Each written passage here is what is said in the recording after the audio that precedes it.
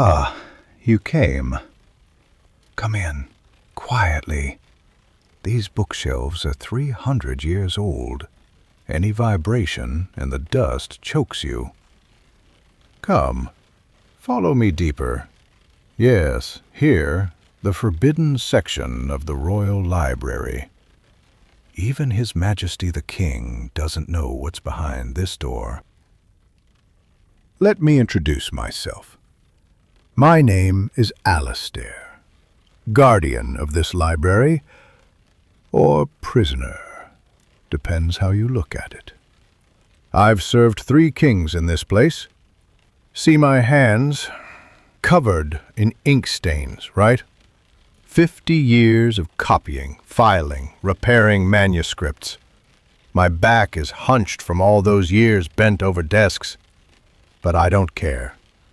Because I'm not protecting paper. I'm protecting truth. Truths that court historians won't write down. That wandering minstrels won't sing about. You know what? People out there think I'm crazy.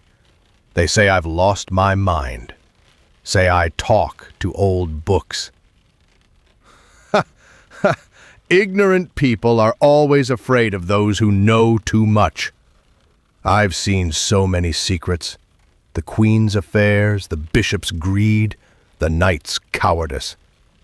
But I never speak up. I just quietly record them in these yellowed scrolls. This library is my only home. I live in a small attic in the East Wing. Every night I read by candlelight until late. Sometimes I make myself a cup of hot wine with cinnamon. Imagine I'm talking to scholars long gone, Boethius, St. Augustine, the Venerable Bede. They understand me.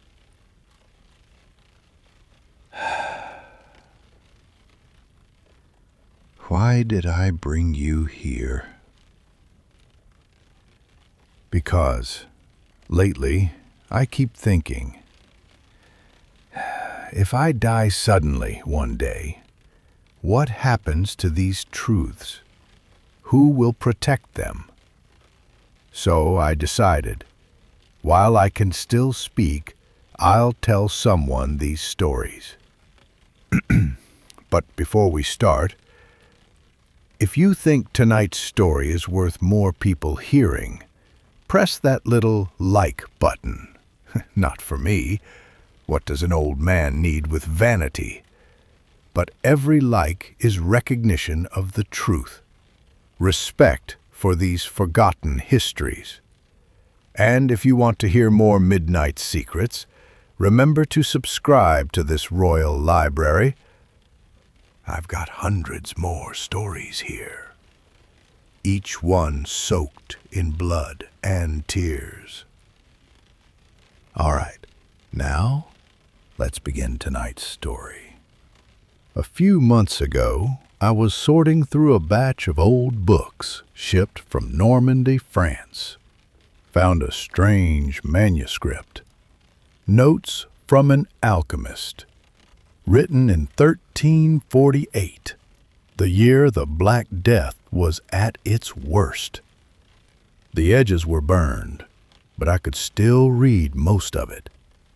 This alchemist claimed he accidentally opened a crack in time during an experiment. He said a person from the future world fell through that crack, landed in the Middle Ages. That person, just like you and me, flesh and blood, but completely clueless about how this era worked. The alchemist used 24 pages, detailed record of that future person's day in the Middle Ages. From dawn to midnight, every single hour was a life or death crisis. In the end, that person didn't survive past sunset. I thought it was just some allegory or a madman's ramblings.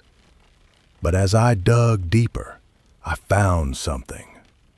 Many details in the manuscript Legal codes, punishment records, plague data, all matched other documents. That's when I started believing maybe this story is real.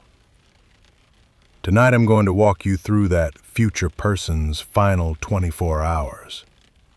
I'll tell you why you modern people, yeah, you folks used to running water, legal protection, and medical care, wouldn't last one day in the Middle Ages. This isn't a horror story. This is history. Brutal, bloody, real history.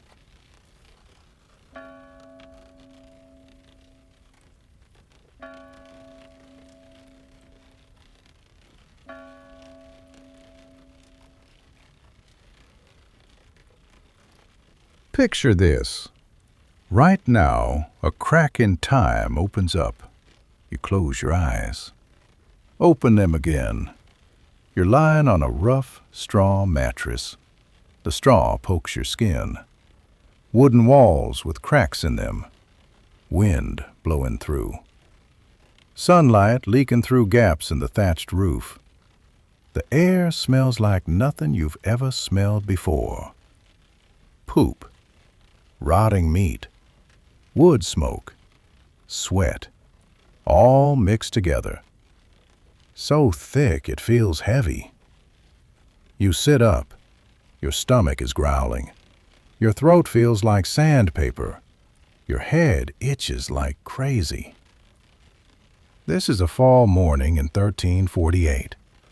Your first disaster has already begun.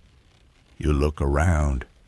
There's a wooden bucket in the corner, water inside, murky, with green scum floating on top, a few pieces of straw, a dead fly.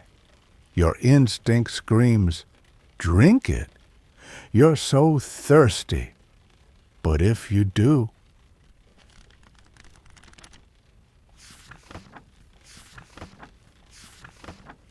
let me show you this book, the Regimen Sanitatis Salernitanum, written in the 11th century, the most important medical guide in all of medieval Europe.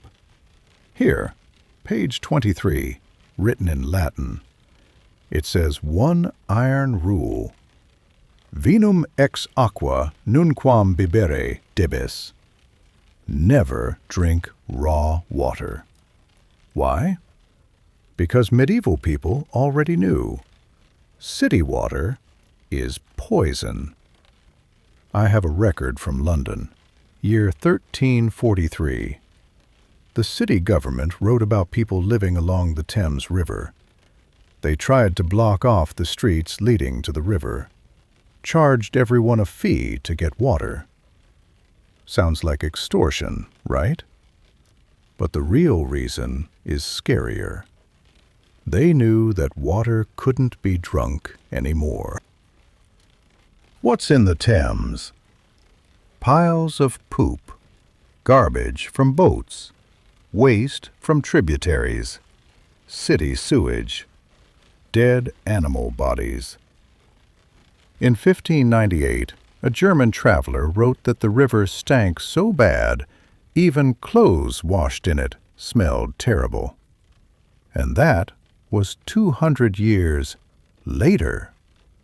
Imagine what the water looked like in 1348. Medieval wells weren't much better. They were often built near graveyards or near cesspits. Rain would wash underground pollution into the well water. Drinking that water was like playing Russian roulette. Maybe you're fine this time, but eventually you won't be. But you have no choice. You need water or you'll die of thirst. So medieval people came up with a solution. They boiled water into wine, or at least diluted it with wine. The Regimen Sanitatis says, drink wine in the morning. Drinking at night is bad for you. But morning wine is medicine. Even children drank watered-down wine because it was safer than water. But you don't know this rule. You're too thirsty. You grab that bucket, drink the murky water in big gulps. First mistake. Deadly mistake. Let's say you're lucky. The water didn't poison you right away. Maybe it was just dirty, not deadly. But your stomach is still growling. There's half a black loaf on the table, hard as a rock, moldy spots all over it. You hesitate, but hunger wins. You bite into it. Wait, let me show you something first. This is a medical record about St. Anthony's fire, copied in the early 14th century. This disease broke out over and over in medieval Europe. The symptoms were horrifying. Your limbs feel like they're burning, like fire eating you from the inside. Your skin turns black and dies. First your fingers and toes, then your whole arm or leg falls off. Some people see terrible hallucinations, convulsions, screaming in the streets like madmen, saying they see devils and angels fighting in the sky. In the 10th century, a massive outbreak hit the Aquitaine region of France. Thousands got sick. Chronicles say the roads were filled with beggars missing limbs. They flooded to St. Anthony's Monastery begging for help. The monks tried their best, built special hospitals, but most people died in agony anyway. After that, the disease was called St. Anthony's fire. People thought it was God's punishment, the devil's curse. They prayed, confessed their sins, whipped themselves. But the disease kept spreading. Nobody knew the real cause. But the real killer wasn't the devil, wasn't God's punishment. It was bread.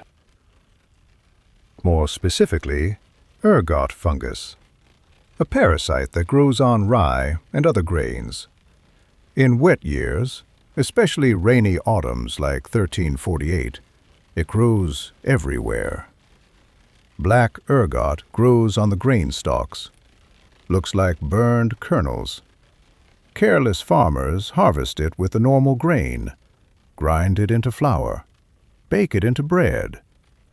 When people eat contaminated bread, ergot toxins constrict their blood vessels, cut off blood supply to their limbs. That's why patients' hands and feet turn black and fall off. The toxins also attack the nervous system, cause terrible hallucinations, spasms, insanity. Scientists didn't figure this out until the 17th century, but in 1348, nobody knew. Bakers didn't know. Doctors didn't know. Kings didn't know.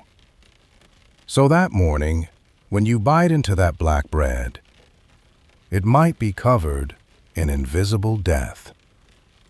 I saw a case once, a royal cook, recorded in the Royal Court Records, Volume 47, winter of 1352. He used newly harvested grain to make bread, poisoned everyone at the banquet, 13 people, including 2 bishops and an earl's son. The king was furious, thought it was an assassination plot, ordered the cook boiled alive in his own pot. They set up a giant copper cauldron in the market square, kept the fire burning all day. The cook kept crying that he was innocent, but nobody believed him. The crowd threw stones, spit at him, shouted, "Poisoner! Murderer!" Sometimes I wonder, maybe he really was innocent. Maybe the killer wasn't him. Maybe it was the invisible fungus. But in that era, truth and justice weren't always the same thing. You finish the bread. Your scalp starts itching like crazy. You scratch your hair. Your fingernail catches a tiny bug. Welcome to the Middle Ages. Here, you're never alone.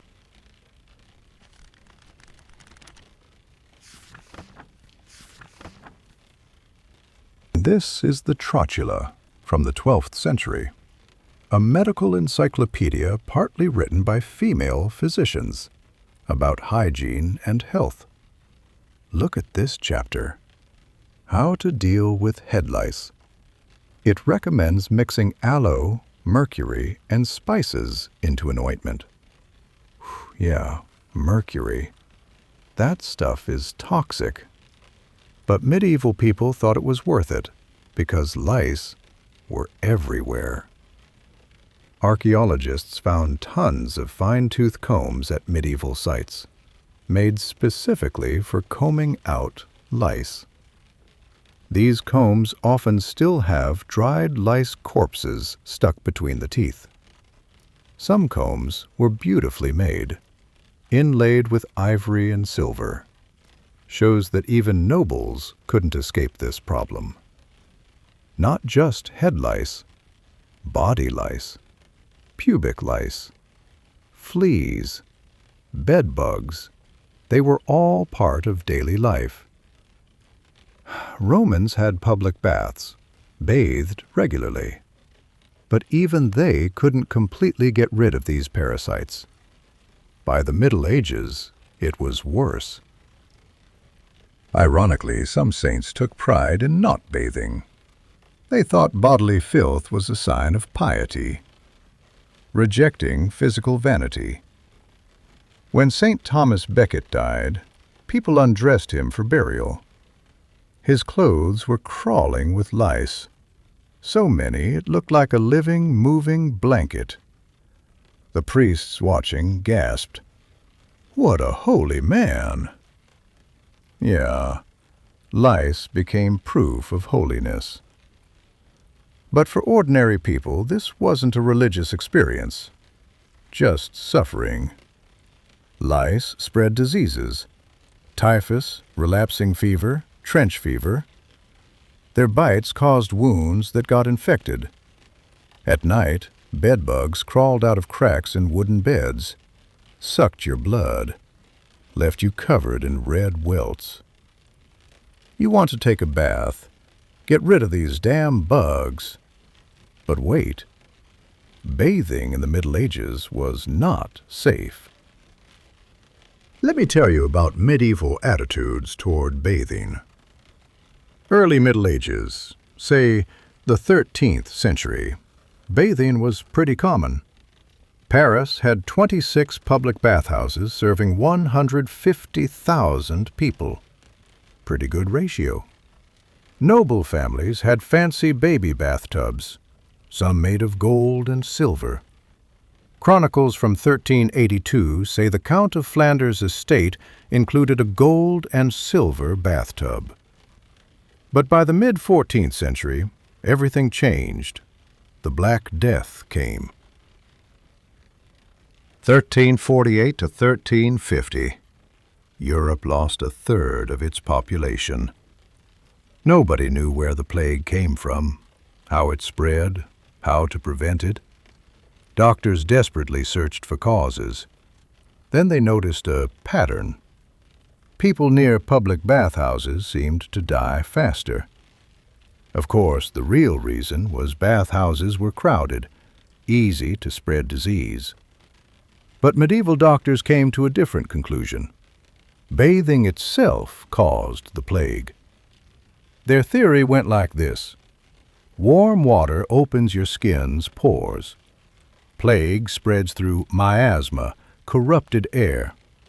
When you bathe, your pores open. Miasma rushes in, invades your body. The regimen sanitatis originally recommended moderate bathing. But after the plague, doctors started warning people to avoid bathing. A medical text from 1513 straight up said, "Water does not cleanse the body, it pollutes it." By the 16th century, the theory got even more absurd.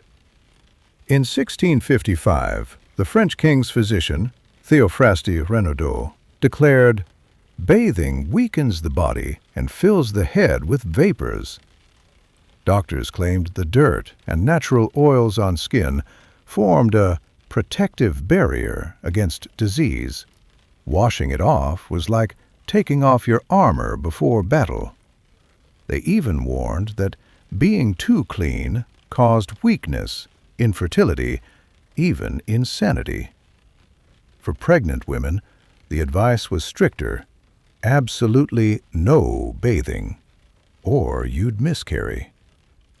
So one by one, public bathhouses closed, some because of plague, some because the church condemned bathhouses as dens of both fornication and plague.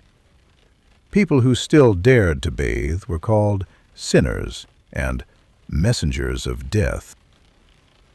The result? All of Europe entered the Great Unwashed era. Lasted for centuries. Nobles used perfume to cover body odor, used powder to absorb grease, but they didn't bathe. King Louis XIV, the Sun King, only bathed 3 times in his entire life. So, if you want to take a bath on that morning in 1348, people will stare at you like you're a monster. "Are you insane? Do you want to die?" And if you insist, they might think you're a witch. Because only someone in league with the devil would do something so unnatural. Okay, let's say you give up on bathing. The sun is up. You need to go outside. You see some clothes hanging on the wall. This is when you need to be very, very careful.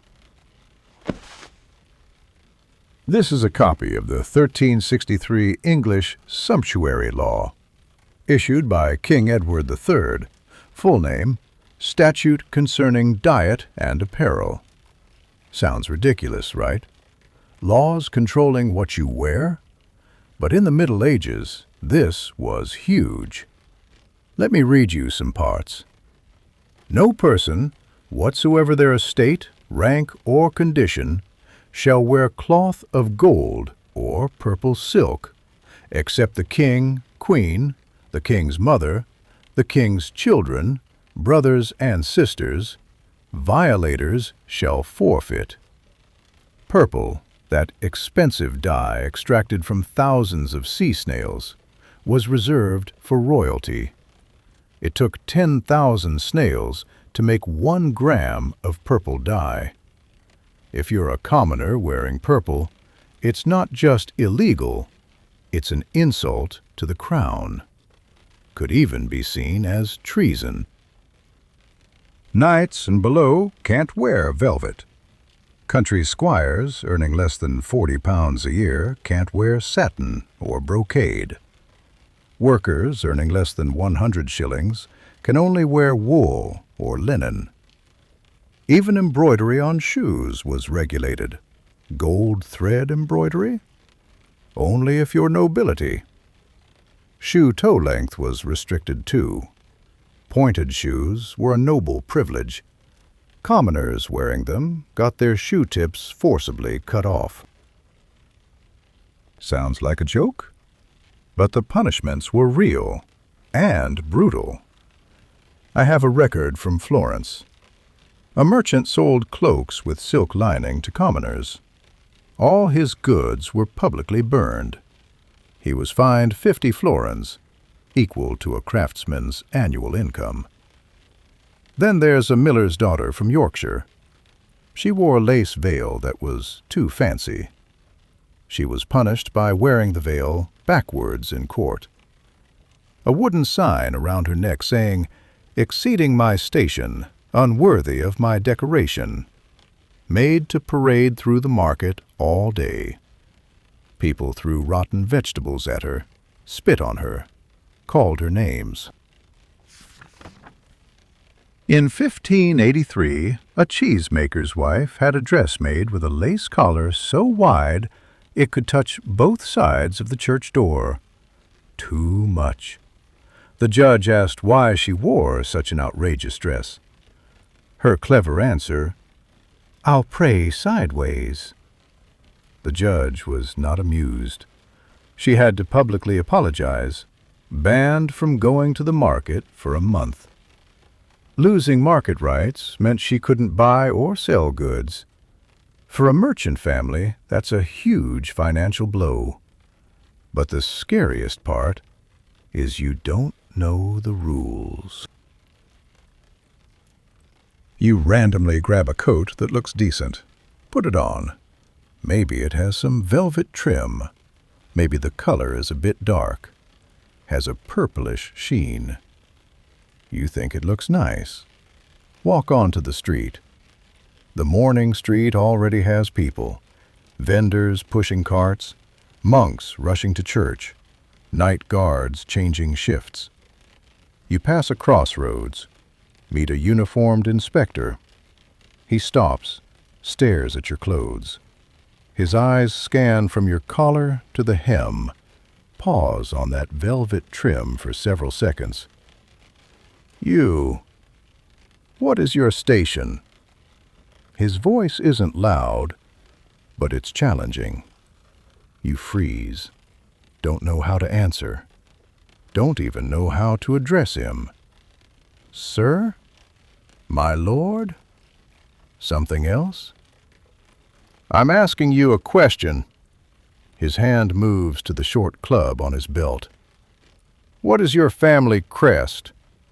Where are your father's lands? You open your mouth, but no words come out. That's enough. Crime, exceeding your station. Fine. Whipping. Public humiliation. Or all three. I saw a court judgment, a shoemaker's son. Only crime was wearing a hat with a feather. Sentenced to 3 days in a wooden cage in the market. They locked him in a cage half his height. Put it in the most visible spot in the market. 3 days. September sun beating down. Cold night wind cutting through. No water, no food. Just a rough cloth for modesty. First day, people gathered, laughed, threw rotten vegetables. Second day, he started getting a fever. Third day, when they let him out, he was half dead. Died of pneumonia a month later. Because of a hat. See what I mean? The sun hasn't even reached noon yet. You've already made at least 5 deadly mistakes. Drank possibly poisoned water. Ate possibly contaminated bread. Covered in parasites, but too scared to bathe. Wore clothes you shouldn't have worn. Said the wrong things, exposed your ignorance. And this is only dawn. The outside world, those filthy streets, dangerous markets, churches hiding danger, is still waiting for you. Waiting for a stranger who doesn't know the rules, doesn't know fear, doesn't even understand basic survival. You thought history was just stories. The Middle Ages was just words in books. But if you're actually there, you'd find out it's not romantic, not an adventure. It's desperation. Where every sip of water, every bite of bread, every piece of clothing could kill you. Listen. Outside. A cart is coming. The market is opening. Crowds gathering. If you want to survive until noon, you have to leave this little house. Step into that world you don't understand at all. Do you really think you can survive this day? Come, let's continue this story.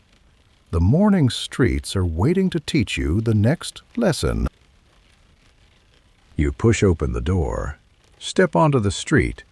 The morning sun hits your eyes. But what it shows you, you'll never forget. The street isn't wide. Wooden houses lean out from both sides. The upper floors almost touch.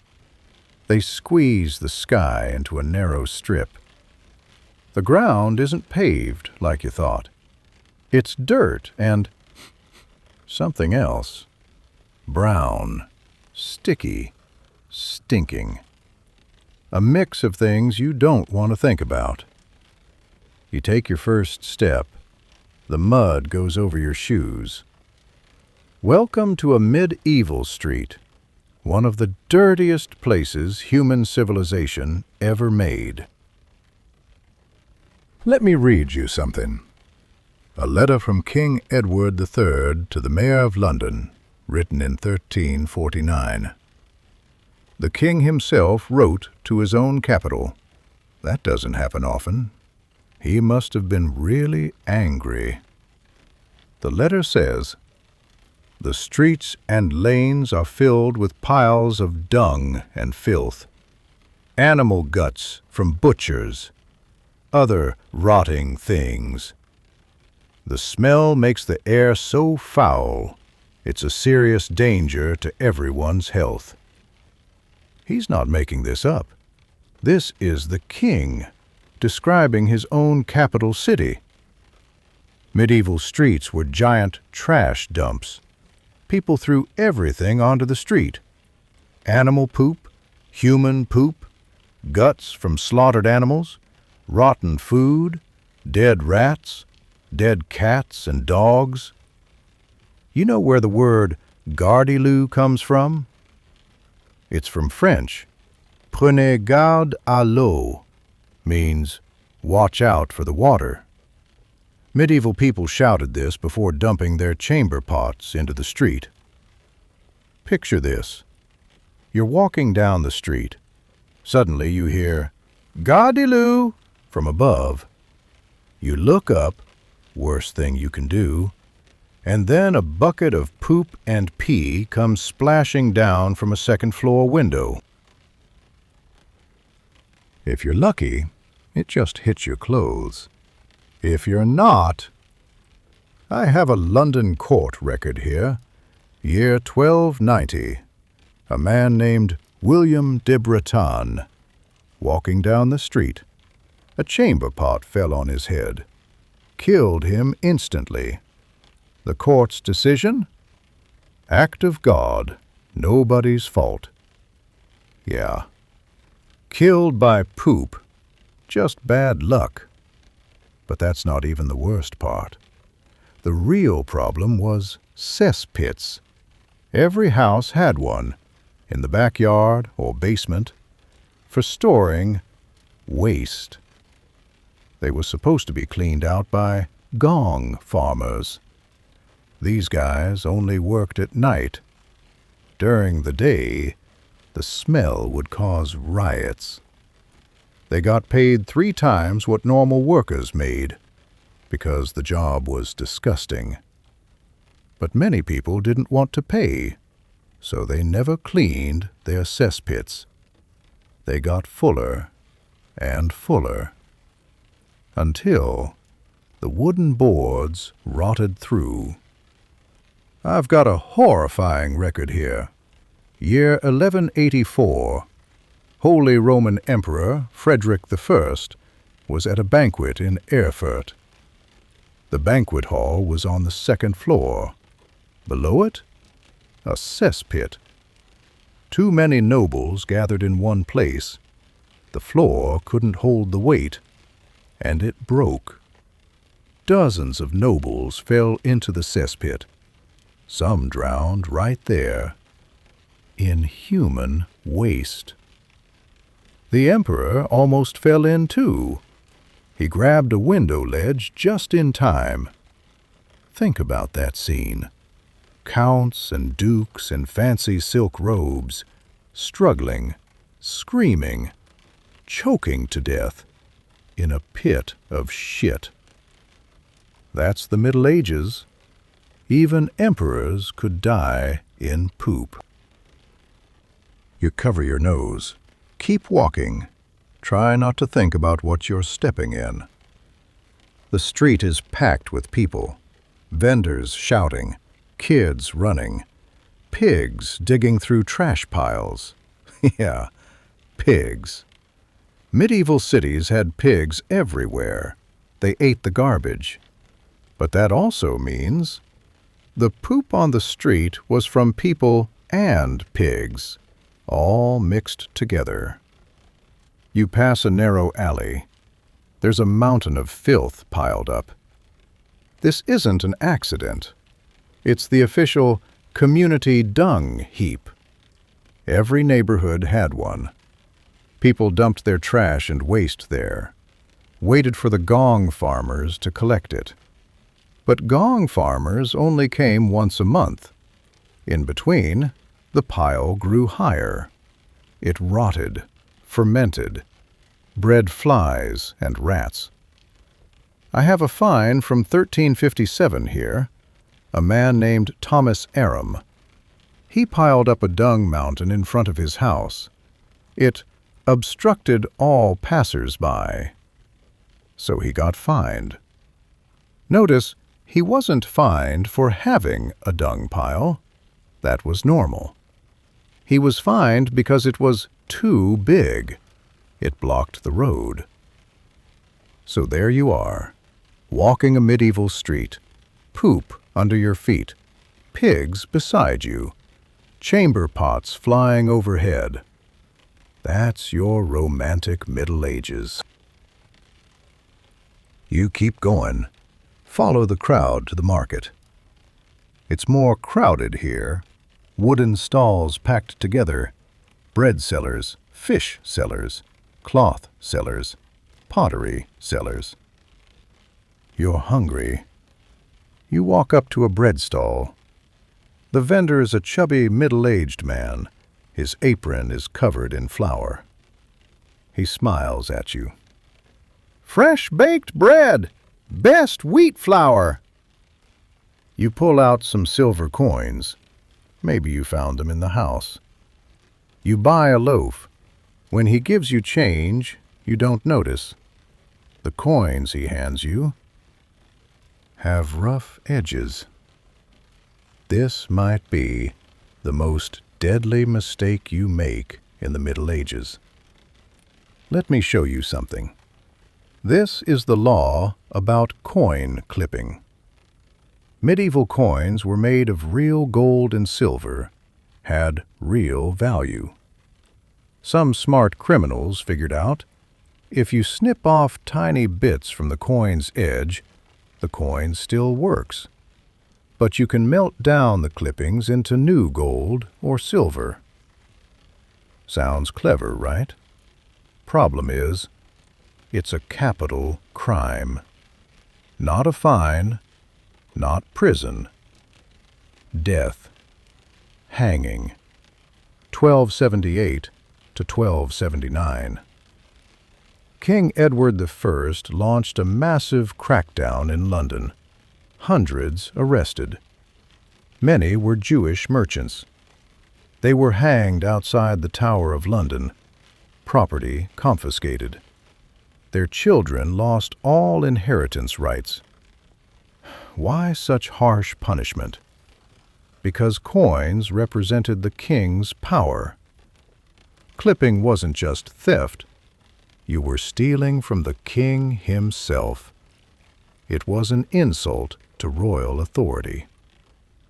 Venice was even crueler. In 1359, the Doge declared coin clipping a crime abominable to God and the world. Male criminals? Eyes gouged out. Right hand chopped off. Banished. Plus a 1,000 lira fine. Female criminals? Life in prison. So when that baker gives you those coins with rough edges, if you get caught with them, you could be executed as a clipper. You don't even know what you're holding. But the law doesn't care.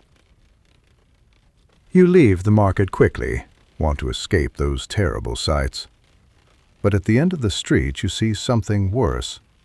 A door with a huge red cross painted on it. You freeze. Your gut tells you, stay away from that door. Your gut is right. June 1348. The Black Death landed in England.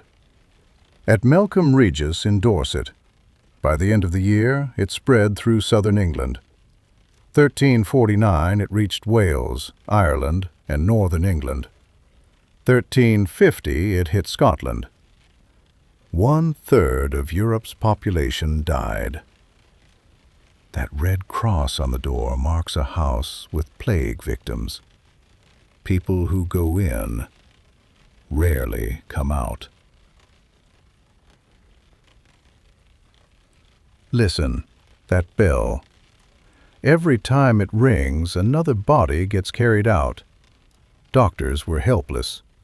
Medieval chronicler John of Abersbury wrote, "For this plague of 1348, doctors from around the world had no remedy or effective treatment. Natural philosophy, medicine, astrology, all were powerless." But that didn't stop con artists from making money. John continues, "To earn money, some went around hawking their cures. But these only proved, through the patients' deaths, that their skills were nonsense and false." You want to leave this street, but you realize the whole city is like this. Red crosses everywhere. You start running. Don't care about the filth underfoot. Don't care about people staring. You just want to escape. But where can you go? The plague is everywhere. Death is everywhere. And the sun has barely reached noon. See, I told you. You modern people think you understand the Middle Ages. You've read books, watched movies, played games, knights, castles, beautiful princesses. But the real Middle Ages wasn't like that. The real Middle Ages was stepping in shit with every step. Getting hit by chamber pots when you look up. Getting evidence of a death sentence every time you trade. Finding plague behind every door. And you, a modern person completely unprepared for all this. Do you want to keep listening? Because the afternoon has even worse things waiting for you. You're running, lungs burning, heart pounding. Finally you see it. A church. The biggest building on the street. Stone walls. A tall cross. It looks safe. Solid. A place to rest. You push through the heavy wooden door. Inside it's cool. Dark. Candles flicker along the walls. The smell of incense hangs in the air. A few people kneel in prayer. Their whispers echo in the vast space. You think, "Thank God, I'm safe here." But you're wrong. Let me show you something. This is the Directorium Inquisitorum, the Inquisitor's Manual, written in the late 14th century. It lists 37 different things that can get you accused of heresy. 37 ways to die. Let's say you're standing there in the church, catching your breath. A priest walks by. He nods at you. You nod back. He stops. "Why didn't you cross yourself?" You freeze. Cross yourself? You didn't even think about it. I'm sorry, Are you refusing to make the sign of the cross?" His voice is quiet, but cold. That's it. That's all it takes. One forgotten gesture. In the Middle Ages, everything you do in a church is watched. Every gesture has meaning. Every word is tested. The church isn't just a building. It's a minefield. Let me give you examples of what could get you killed as a heretic. Questioning the bread and wine becoming Christ's body and blood. Reading the Bible in your own language instead of Latin. Saying prayers differently than the official way. Criticizing a priest's behavior. Owning certain books. Even asking too many questions about theology.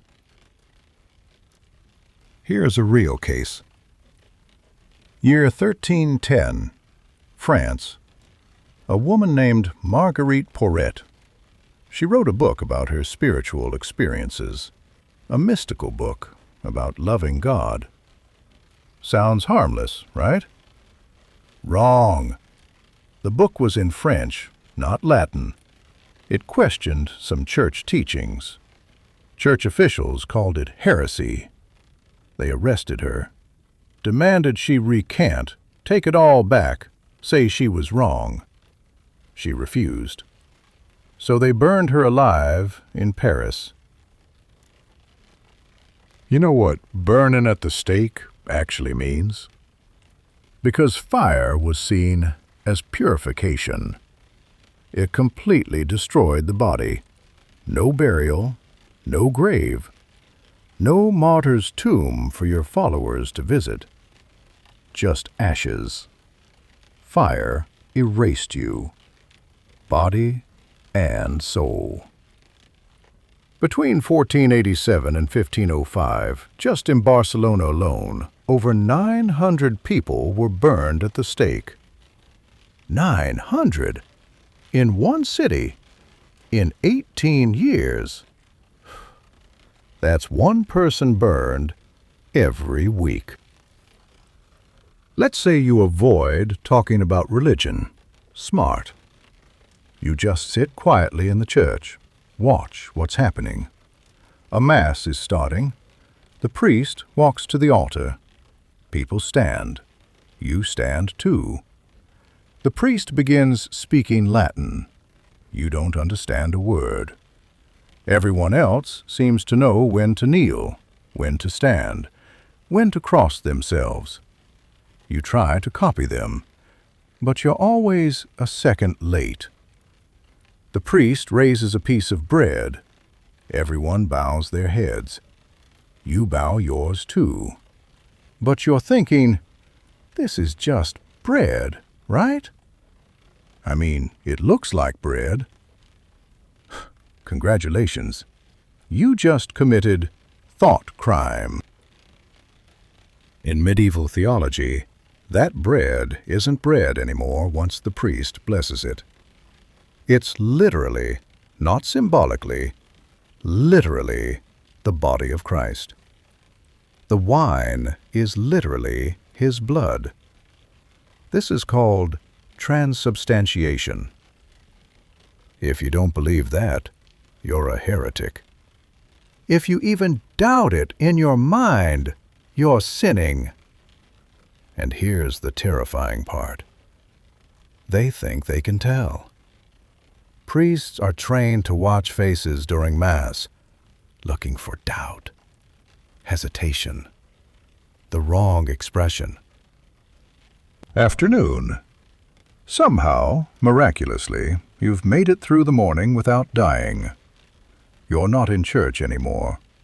A nobleman has invited you to a feast. Maybe he thinks you're interesting. A stranger from nowhere. You enter a great hall. Long tables covered in white cloth. Servants everywhere.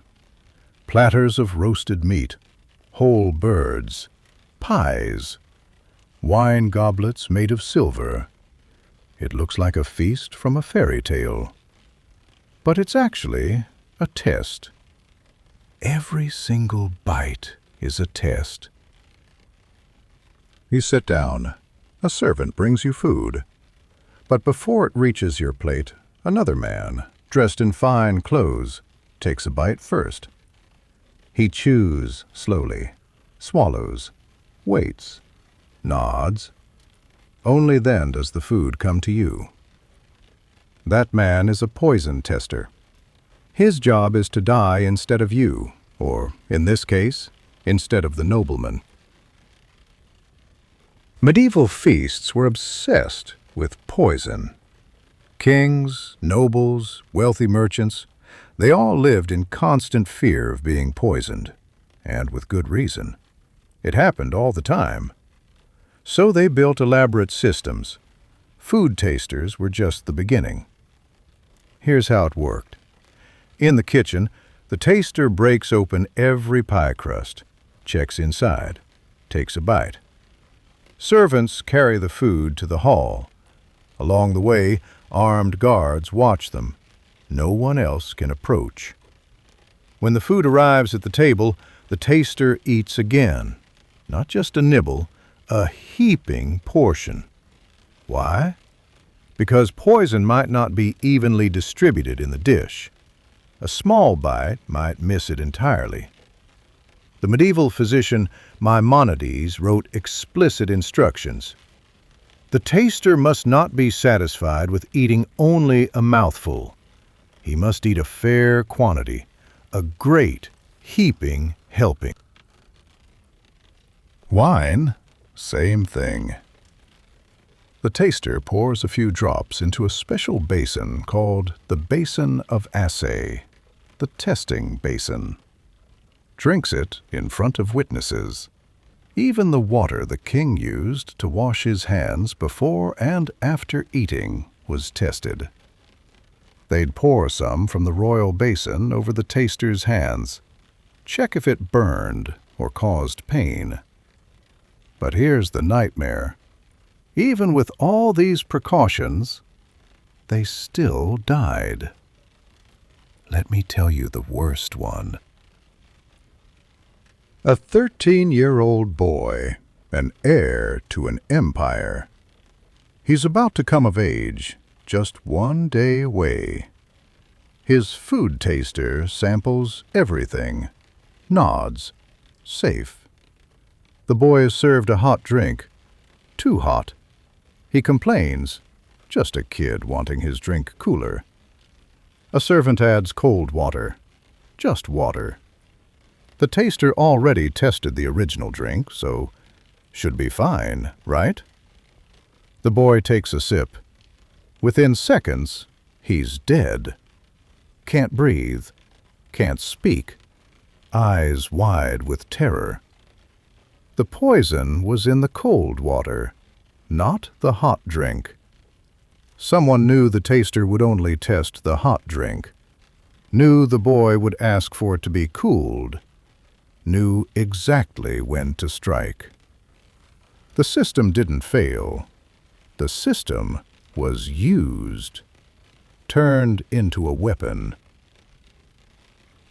You're sitting at that feast table, watching all this. Your stomach is turning.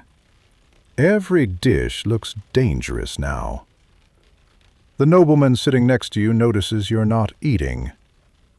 "Come," he says, "share my plate." He pushes his plate toward you, takes a bite from it, gestures for you to eat from the same plate. This is a test. Sharing a plate in the Middle Ages is supposed to show trust. If he eats from it, it's safe, right? He wouldn't poison his own food. But what if there are two types of poison mixed in? One that takes hours to work. He's already taken the antidote. You haven't. Or what if he's testing you, seeing if you'll refuse? Refusal means you don't trust him. Insult, suspicion. You have to eat. You take a bite. A servant pours wine into your goblet. The nobleman raises his own goblet. "A toast," he says, "to new friends." Everyone drinks. You drink too. But you didn't notice. His goblet has a different colored rim than yours, a subtle mark. The servants know which goblet is which. His wine is clean. Yours might not be. Or maybe it's the opposite. Maybe your wine is clean and his is poisoned. But he's already immune because he's been taking tiny doses of poison for years, building up tolerance. You saw him drink from the same jug, assumed you were safe. Every meal at a medieval noble's table is psychological warfare. Paranoia layered on paranoia. Salt cellars become symbols of trust, placed between friends. Bread baskets are passed around. Everyone takes from the same basket. The host might fast, claiming religious devotion, but really avoiding his own feast. Or he brings his pet dog to the table, feeds it scraps from every dish. The dog stays healthy. The food is safe. The dog dies. Well, you've already eaten. You survive the feast. Somehow. Maybe luck. Maybe the nobleman really did want to be friends. Or maybe the poison just hasn't kicked in yet. But look at what it cost you. You can't trust water, can't trust food, can't trust your clothes, can't trust the church, can't trust a friendly nobleman, can't even trust your own thoughts, because thinking the wrong thing is heresy. Every word is a trap. Every gesture is watched. Every meal might be your last. You step outside. The sun is starting to sink. Late afternoon now. You've survived longer than that alchemist's future person did. Barely. But evening is coming, and with it, a different kind of danger. The bell. The curfew bell. Everyone on the street freezes. Merchants pack up their stalls. People hurry toward their homes. Doors slam shut. Shutters close. Bolts slide into place. You have maybe 15 minutes. Get inside. Find shelter. Anywhere. Because after that bell, the night belongs to the watch. And the watch doesn't ask questions. They arrest first, ask later. Let me read you the law. The Statute of Winchester, 1285. From the hour of 9 at night to the hour of 4 in the morning, all persons found abroad without legitimate cause shall be arrested and detained. 9 o'clock in summer. 8 o'clock in winter. After that, the streets are supposed to be empty. Why? Control, fear, order. Empty streets mean anyone outside is suspicious, either a criminal or someone breaking curfew. Either way, you're getting arrested. The night watch patrols the streets. Groups of men. Ordinary citizens, bakers, blacksmiths, merchants, forced to serve. Every able-bodied man aged 15 to 60 has to take a turn. No pay, no training, just a wooden club and a lantern. They walk the streets all night, looking for trouble, looking for you. Who goes there? State your business. That's what you'll hear if they find you. And you better have a good answer. Visiting a sick relative? Maybe they'll believe you, but they'll walk you there, verify your story. If you're lying, jail. First offense? Fine. Maybe a night in jail. Maybe the stocks. Repeat offender? Worse. Much worse. But the Night Watch isn't professional police. They're not trained. They're scared. Think about it. You're a baker. It's your turn to patrol. You're walking dark streets with a flickering candle lantern and a stick. Every shadow could be a thief, a murderer, something worse. So you're jumpy, paranoid. You hear a noise, you swing first, ask questions later.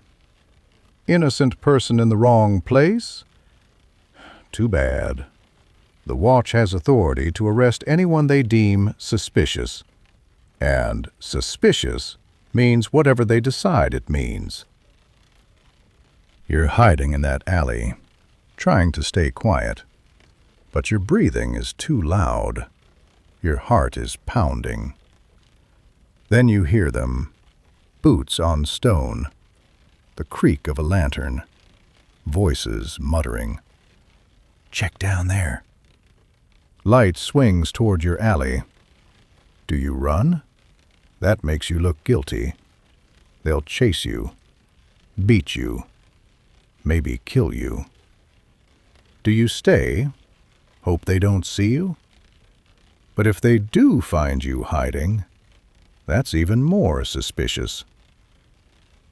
There's no good choice.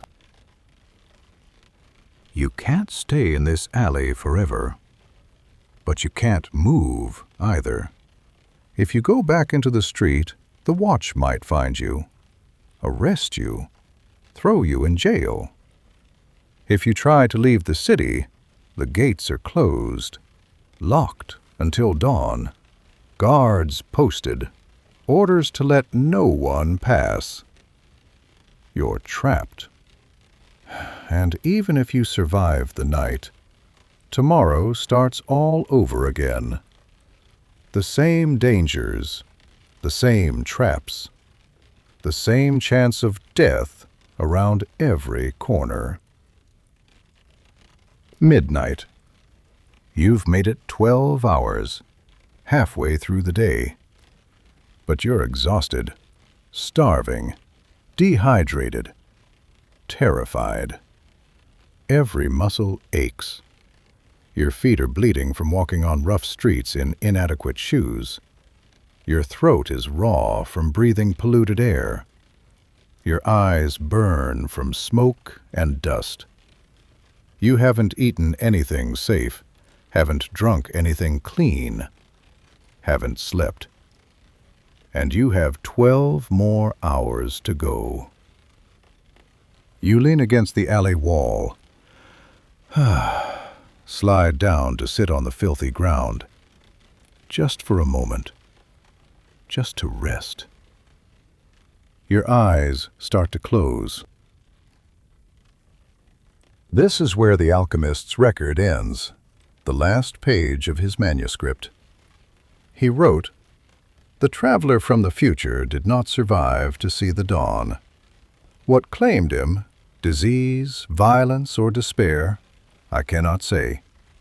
His body was found in an alley near the market. No one claimed it. No one knew his name. He was buried in an unmarked grave with dozens of plague victims." You see, it doesn't matter how smart you are, how strong, how resourceful. In the Middle Ages, survival wasn't about skill. It was about luck. And knowledge. Knowledge of 1,000 invisible rules, 1,000 hidden dangers. You don't have that knowledge. You'd make a mistake. A tiny mistake, and it would kill you. The water you drink, the bread you eat, the clothes you wear, the words you speak, the church you enter, the feast you attend, the street you walk, the time you're outside. Everything is a trap, and you'd never see it coming. Now you understand, don't you? You modern people think the Middle Ages were romantic. Knights in shining armor, princesses in towers, noble quests. But the real Middle Ages? It was a nightmare. A daily struggle against death in 100 forms. I've been guarding these truths for many years. Every document, every record, every testimony. They're all here, in these forbidden archives. The history books outside these walls, they lie. They tell you about kings and battles and treaties. But they don't tell you about this, the real life, the real death. The oil lamp is almost out. Dawn is coming. I'm tired. But I needed to tell you this story. Needed someone to know, to remember. Because someday I won't be here anymore. And these books will gather dust, and the truth will fade. Promise me something. If you remember nothing else from tonight, remember this. The past wasn't better. It wasn't simpler. It wasn't more pure. It was brutal and cruel and merciless. We're lucky, so lucky, to live now, to have clean water, safe food, medicine, laws that protect us. Don't take it for granted.